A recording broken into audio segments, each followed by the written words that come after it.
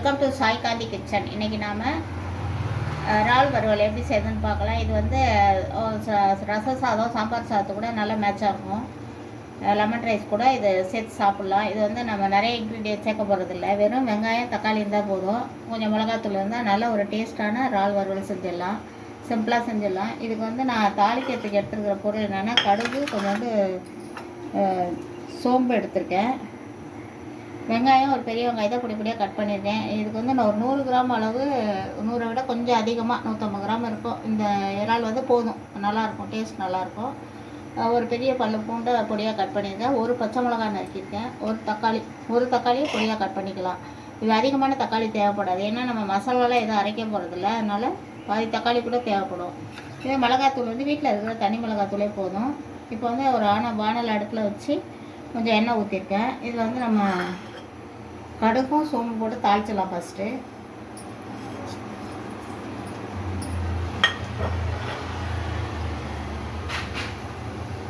இது பொரிஞ்ச உடனே நம்ம வந்து இந்த நறுக்கி வச்சிருக்கிற பூண்டு, பச்சை மிளகாயை போட்டுக்கலாம்.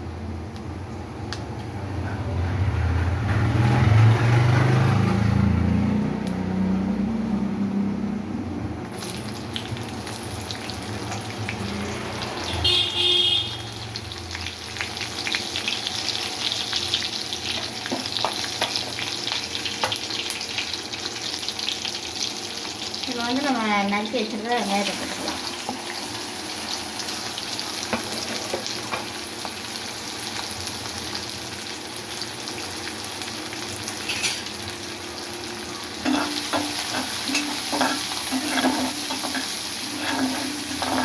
இது ரொம்ப சிம்பிளாக இருக்கும், ஆனால் வந்து டேஸ்ட் ரொம்ப சூப்பராக இருக்கும், நல்லா இருக்கும்.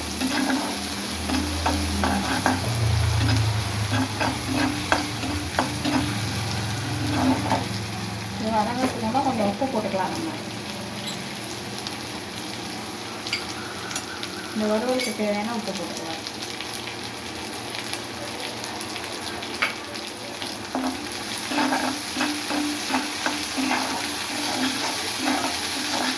இது நல்லா வதங்கணும். இருக்குது நல்லா சிவக்க வறுத்தா தான் இறால் வந்து நல்லா டேஸ்ட்டாக இருக்கும்.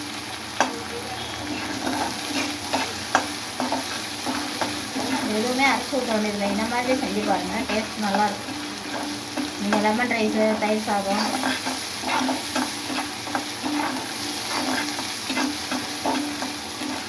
வெரைட்டி ரைஸ் கூட நல்லாயிருக்கும். தயிர் சாதத்து கூட சாப்பிட மாட்டாங்க, வெரைட்டி ரைஸ் கூட நல்லாயிருக்கும். புளி சாதத்து கூட நல்லா மேட்சாக இருக்கும். இப்போ நம்ம தக்காளி போடலாம். தக்காளி வந்து அதிகம் போடக்கூடாது, ஏன்னா அது வந்து நம்ம எதுவும் மசாலா போடலாங்கிறதுனால அது புளிக்க ஆரம்பிச்சிடும். சும்மா லைட்டாக ஒரு டேஸ்ட் கொடுக்குங்கிறதுனால தக்காளி போடலாம்.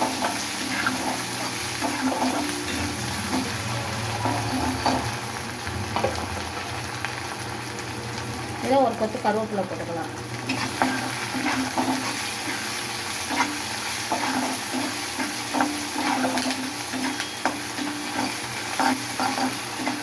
இது நல்லா வதங்கின பிறகு நம்ம மிளகாத்தூள் போடணும்.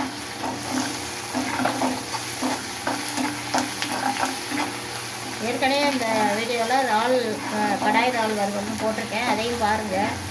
அது வந்து சப்பாத்தி கூட இருக்கலாம், ஒரு கிரேவியாக இருக்கும், டேஸ்ட் நல்லாயிருக்கும். இது வந்து இருக்கிற இன்க்ரீடியன்ஸை வச்சு சிம்பிளாக வீட்டில் எப்படி செய்யறது.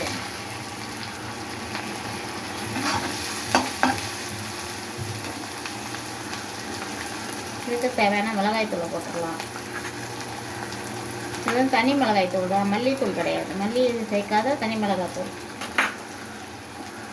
இது வதங்கின உடனே நம்ம ரொம்ப வதங்கினா கறிக்கிடும், அதனால் நம்ம இந்த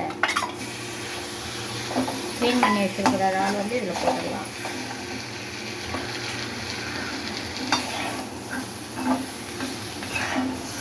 இதில் கொஞ்சமாக தண்ணி ஊற்றிக்கலாம்.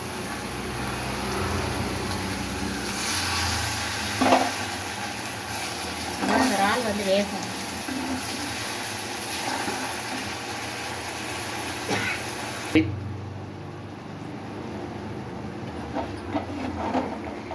நல்லா வெந்துருச்சு. எந்த மசாலாவும் தேவையில்லை உங்களுக்கு. சிம்பிளாக வீட்டில் இருக்கிற மிளகாத்தூளை வச்சு செஞ்சால் அது ஒரு வாசனை நல்லாயிருக்கும்.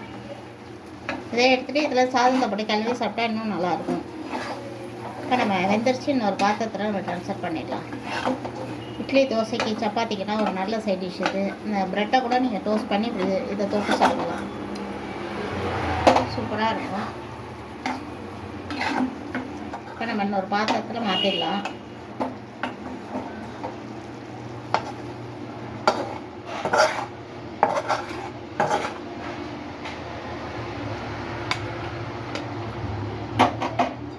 இதே மாதிரி வீட்டில் செஞ்சு சாப்பிட்டு பார்த்துட்டு டேஸ்ட் எப்படி இருக்குன்னு சொல்லுங்கள். என்னுடைய சேனலை சப்ஸ்கிரைப் பண்ணுங்கள், லைக் பண்ணுங்கள், ஷேர் பண்ணுங்கள். இன்னொரு ஆரோக்கியமான வீடியோவில் நான் உங்களை சந்திக்கிறேன். தேங்க்ஸ் ஃபார் வாட்சிங்.